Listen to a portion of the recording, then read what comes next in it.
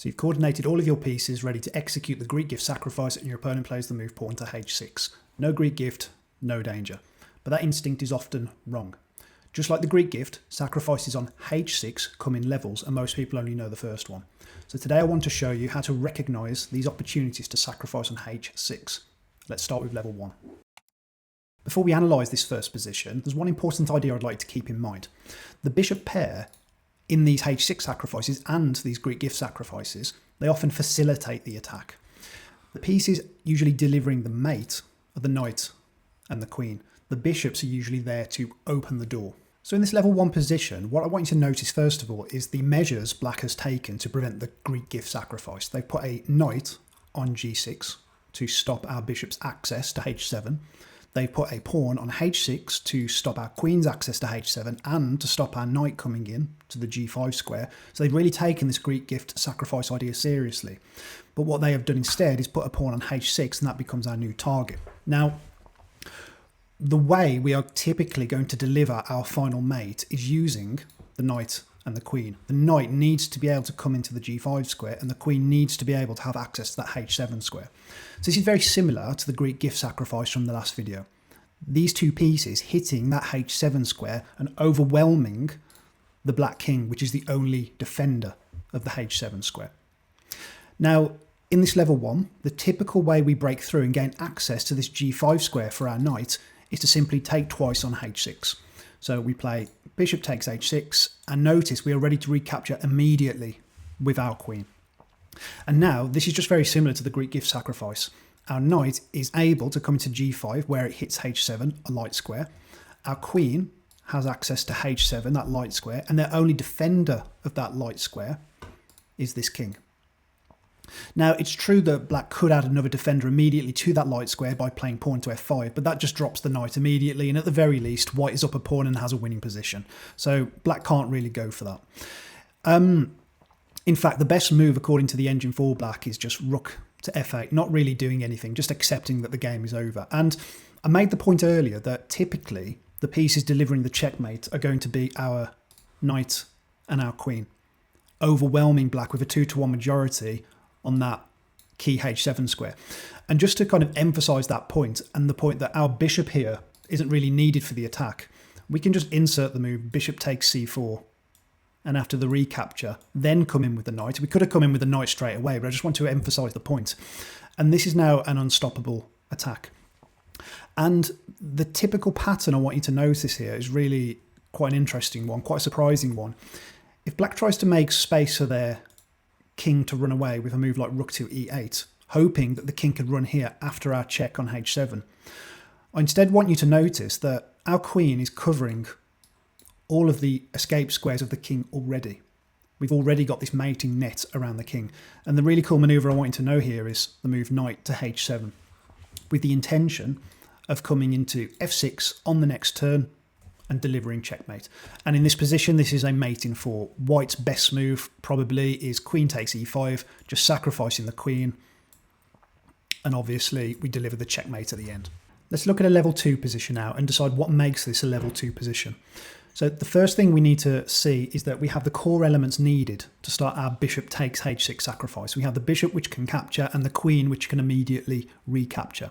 Then we have the knight, which is able to come into g5, and we can overwhelm black on the h7 square.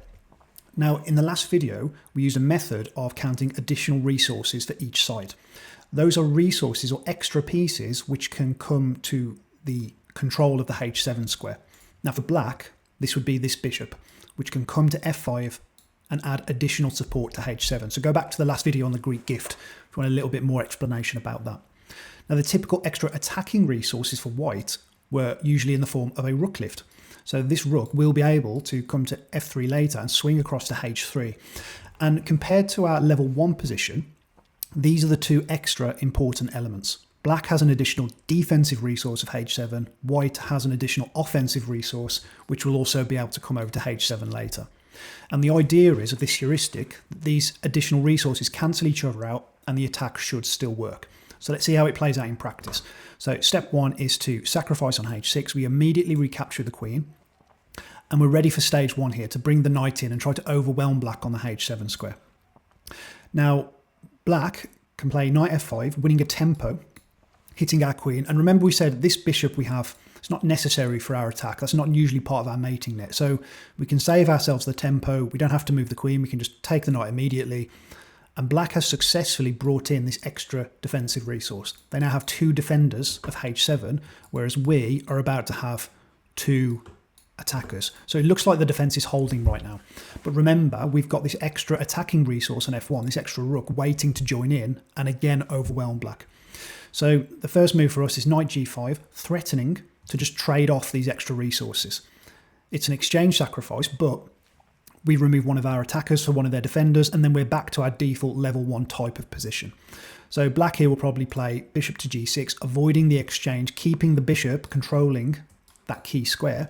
And there's a few different ways now we can try to use our extra attacking resource to cancel out this extra defensive resource.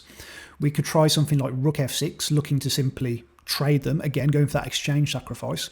We could play e6, trying to undermine that bishop's defense.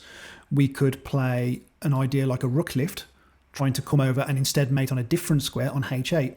So there's loads of different winning ideas now for white. But the idea here is we have a 3 versus 2 winning attack against white. We have the rook, the knight and the queen versus the bishop and the king. And fundamentally, it's the fact that we have more attackers than defenders, which is why the attack is working. Let's look at another level 2 position, which at first glance looks like it shouldn't work, because after we take and they recapture the pawn because they want to keep control over g5, but our queen is not ready to recapture immediately. So what's going on here, and how can we use this idea of counting resources to see if this still works? Well, the idea here is, in terms of our default position, what are our typical mating pieces? The knight and the queen. These are the pieces which are going to come in and eventually overwhelm Black on the h7 square. Black's typical defensive piece is this king. So our typical situation is a 2 versus 1. That's why we can overwhelm Black. Now let's count additional resources. Black actually has no additional resources to defend that h7 square. But white does have an additional attacking resource, this rook on a3, which is ready to swing over and join the attack.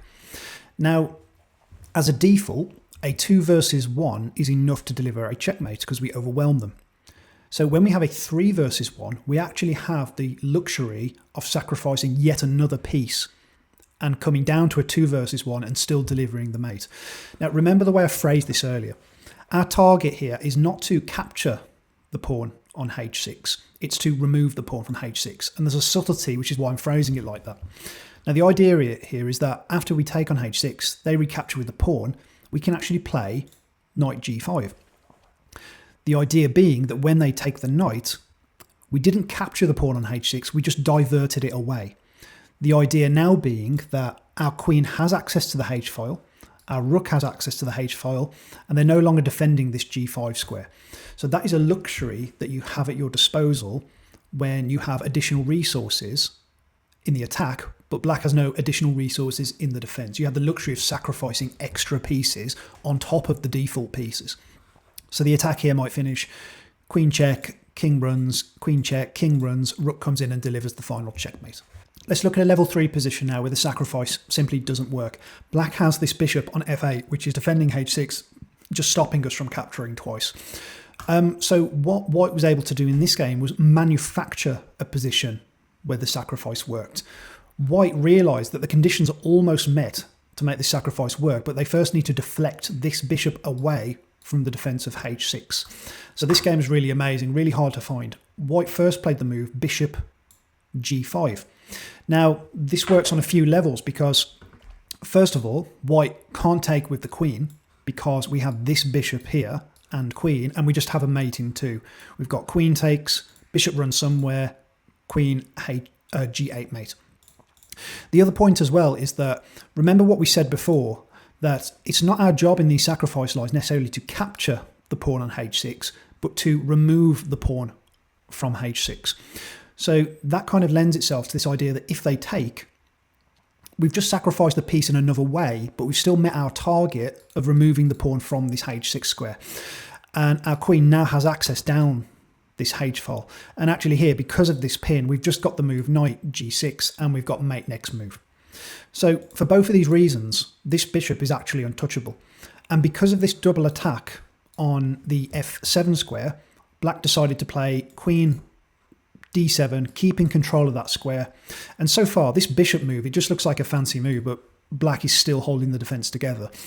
White now followed up with rook a to d1, and this is where black used their bishop to block the attack, but deflecting it away from this defense of h6. And this is now a position where white went in for the sacrifice. Bishop takes, pawn takes, queen takes, and the pieces are slightly differently aligned. Our knight's not jumping into g5, hitting h7, but we have so many additional resources here. It's an easily winning position. We've got this bishop pin against the f7 pawn. We've got two different rooks that can swing into the attack. The pawn can still jump into g6 because of the pin on the pawn. The queen is covering all of the king's escape squares. This is just an easily winning position, and there are different ways to finish it off. So here's the big takeaway today. The move h6 is not a refutation, it's a question. Do we still have the resources to successfully sacrifice on h6 and overwhelm black on the h7 square anyway? You need to know the level 1 position, which is where we sacrifice on h6, recapture the queen, and we use our knight and queen to overwhelm black on h7. In order to be able to progress to those higher levels, you need to be able to count additional resources for each side and then make a calculation. Do we still have enough resources as an attacker to cancel out black's additional defensive resources and make the attack work anyway?